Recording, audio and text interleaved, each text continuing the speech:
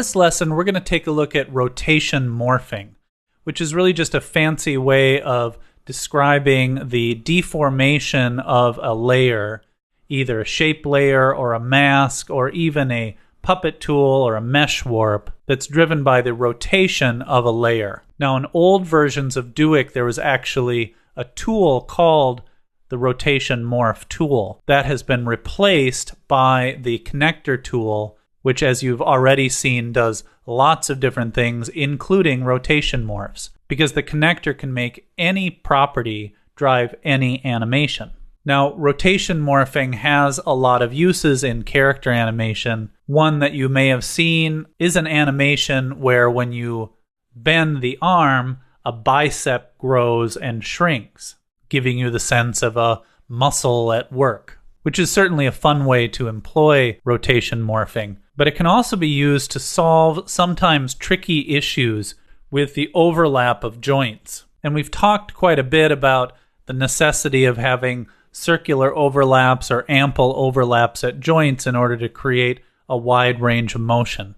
But of course, with some character designs, particularly if the character has not been designed for rigging and animation, sometimes you're just not going to have that luxury. And rotation morphing is a tool that can get you out of some of those sticky situations. So if you recall, in our prepping lessons, we talked about our suit man here, and we talked about how we had to basically change the look of the character in order to create an ample overlap for the shoulder joint. So you can see the results of that here. We've got these rounded shoulders on a character that really doesn't have any rounded pieces except maybe the little tips of the shoes here. But everything else about this character is angular. So the rounded shoulders really break the style of this character. Now, it does give us the range of motion that we desire on this arm, but sacrificing design for rigging and animation is never a good idea. And a really skillful rigger should be able to preserve the look of a character while still creating a usable rig. And rotation morphing can really, really help with that. So let's take a look at how to solve this shoulder issue with rotation morphing and preserve the look of the character. So let's jump to Suitman Rig 2 here, and you can see the character the way it was designed, with these nice, sharp, crisp shoulders. Now that's the way the character is supposed to look, and you can see it's really quite a bit different. We've really lost something essential about the character with those rounded shoulders. But the problem is that without having that rounded overlap at the shoulders, we have this issue. Whoa!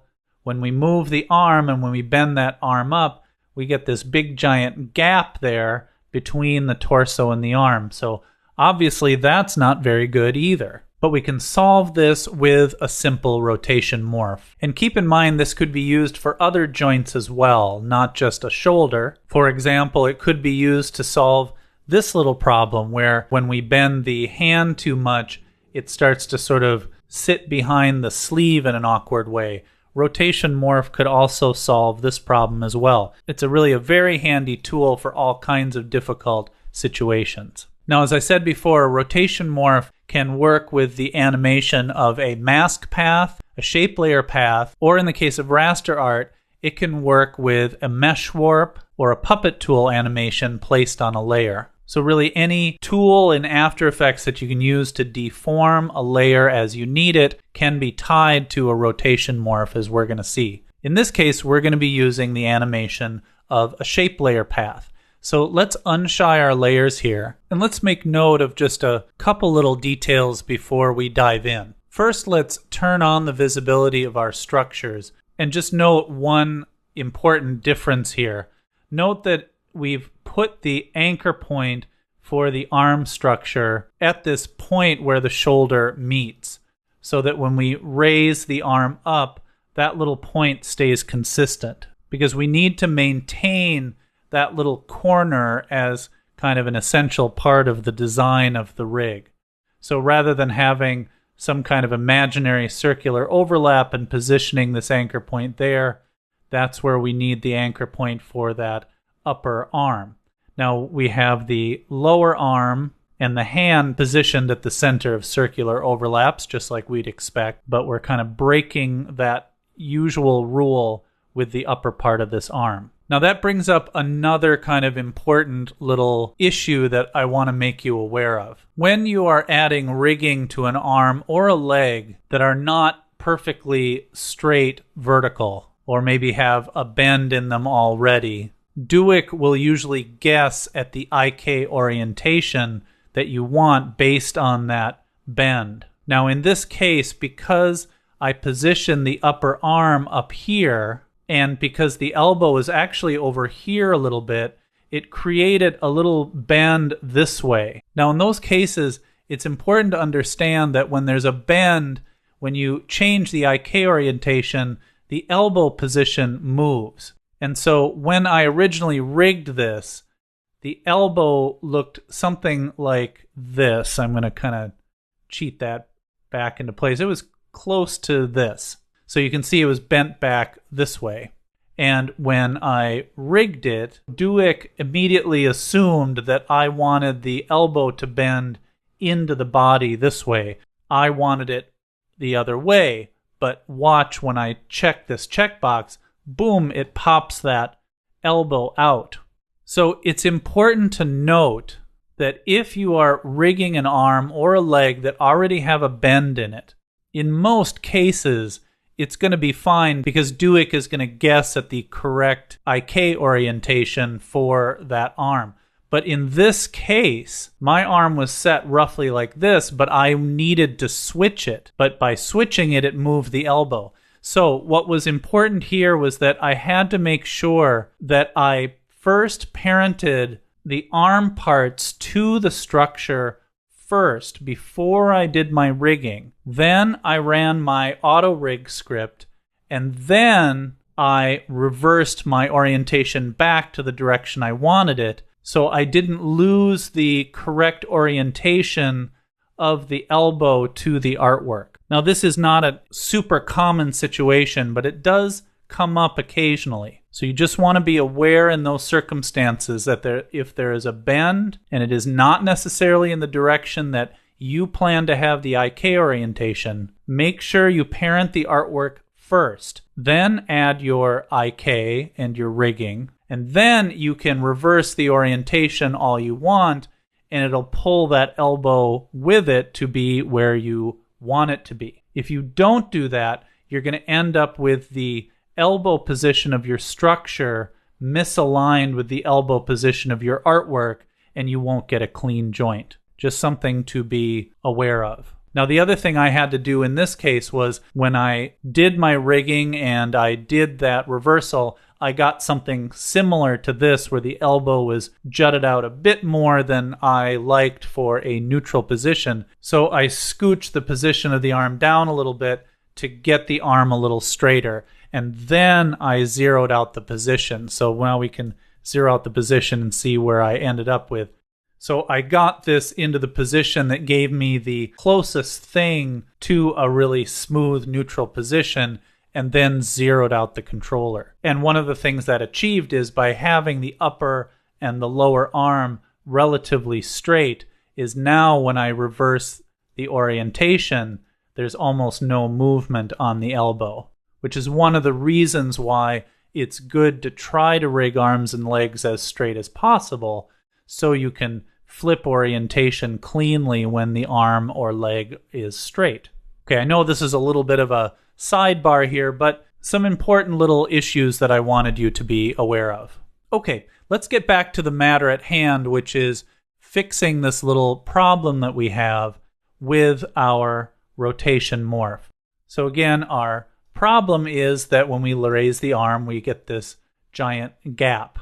And we're going to solve this by morphing the shape layer path for this upper arm. So you'll notice that our upper arm is indeed a shape layer rather than just an Illustrator layer. And this can be achieved in a couple of ways. One way is to select an Illustrator layer and go to Layer, Create Shapes from Vector Layer. Sometimes this requires a little cleanup, a little tweaking after this is done, depending on how your Illustrator layer was created, but it works in most situations.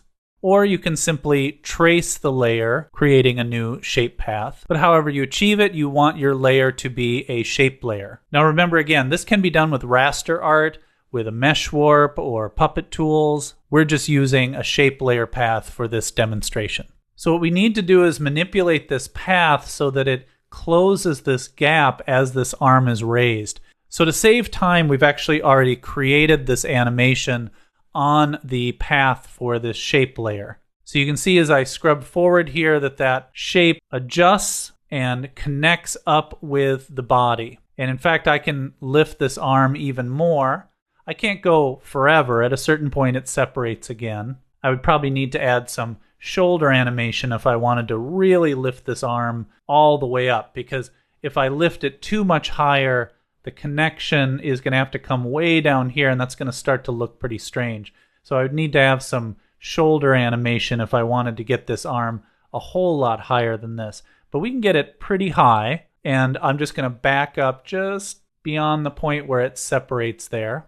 And that doesn't give us a complete 360 range of motion, but still a really nice wide range of motion for this character. Now you might be saying to yourself, well, why not just shape the arm this way to begin with and skip the whole rotation morph thing? Well, here's the reason why we can't get away with that. Because if I set this arm back down, whoops, look what happens.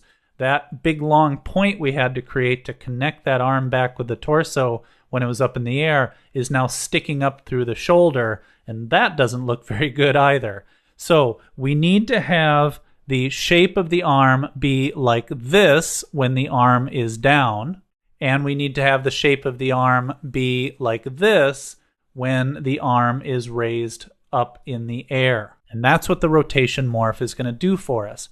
It's going to make the rotation of this arm drive this animation so the animation matches the position of the arm. Okay, so let's get this set up. Now remember that we need minimum and maximum values for our connector. So in our connector here, we're going to choose a master property, and then we need minimum and maximum values going in. Now in this case, our master property is going to be the rotation property of our upper arm structure. So let's start with our minimum value. And notice it's not 0 because of that little kink there, because of that whole IK orientation thing that we talked about before. So it's not perfectly straight. It's got a little bit of a value on it there. But our minimum value for our master property, this rotation on this arm structure, will be 3 degrees. Then our maximum value is going to be what our rotation is at just to the point where that arm starts to separate. I'm just going to back up just enough to connect that arm back up. And so our maximum value, we can round that up, is going to be 125 degrees. So let's go ahead and rig this up. So we're going to select our rotation property here on the arm structure. We're going to choose that as our master property. We're going to set the minimum value at 3 degrees and the maximum value at 125 degrees. Then we just need to select our animation and connect to properties. Now, as we move our arm, now you can see that the animation tracks with the rotation of the arm, keeping the arm connected to the torso and making sure we don't have any crazy spikes sticking up when the arm is down, all the way through that range of motion. And we can bring the arm forward. That works fine, so we get full range of motion coming this way. In fact, I don't think it peaks out until here. So that gives us not a complete range of motion, but a very decent range of motion for this character. And more importantly, we are not spoiling the look of the character. We've preserved the style of the character while giving a decent range of motion. And we could maybe tweak this a little more. We could maybe bring the arm forward and work out an even wider range of motion here. We might need to get some shoulder movement in there, and that could potentially be done by adding a shoulder structure and creating a rotation morph that when we raise the shoulder, it morphed the jacket up. So we could really push the range of motion on this character with a combination of rotation morphs if we really needed to. But for our purposes, this is working really nicely, and you can see how valuable rotation morphing can be. Once you understand the principle here, you can apply it to all kinds of situations, either to fix difficult joint issues, as we've done here, or to create fun effects like the swelling bicep we talked about earlier. And this again just demonstrates the incredible power of the connector tool in character rigging and beyond. Now that we've taken a fairly thorough look at rigging humanoid characters, in the next lesson, we'll take a look at rigging quadrupeds and animals. I'll see you then.